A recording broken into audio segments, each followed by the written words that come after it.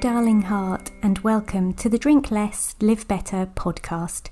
This is the podcast that helps you to see that drinking less doesn't need to be stressful, lonely, or boring.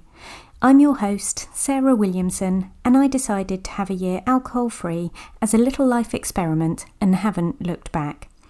With my experience and training, I now help other women with their alcohol-free or drink less adventures.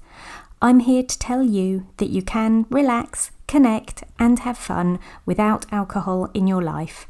Join me here each week to find out how.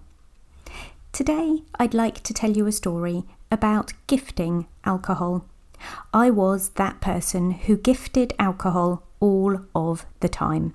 To a friend when I went round for dinner, to a sports coach for helping my son, to a teacher for seeing through another school year, to a colleague for a birthday, to a family member at a party or anniversary, to hang on a second, this list could be very long and will be repetitive.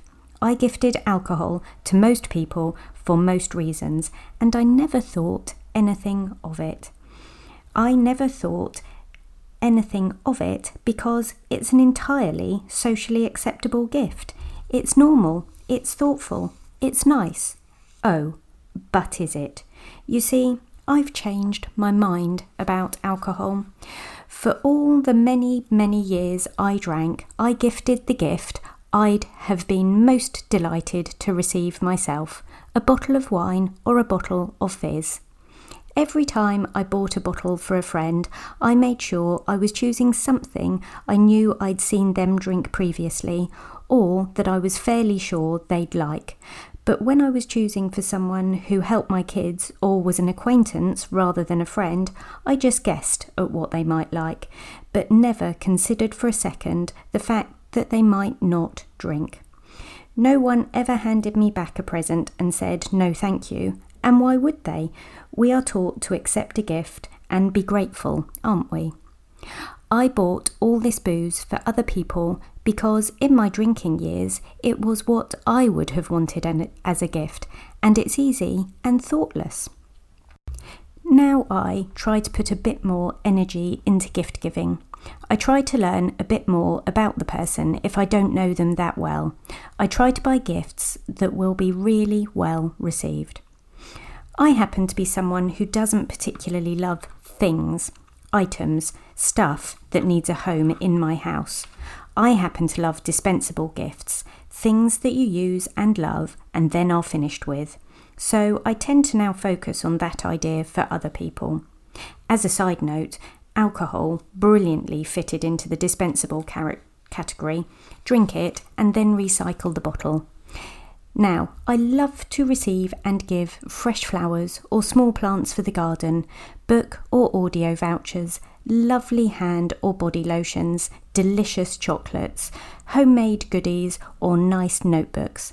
A bit more thoughtful and some effort required, but I feel so much better about not buying all that wine now that I'm not drinking it.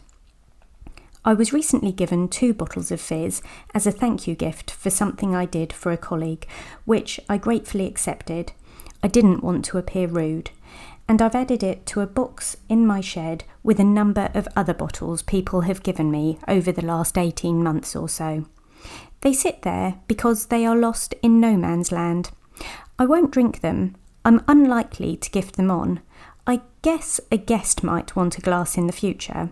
I don't know. They could be headed for the kitchen drain at some point. I feel no sorrow about that idea. They are just poisonous clutter taking up shed space, really. When I first went alcohol-free, I had no problem at all pouring loads of half bottles of spirits down the sink.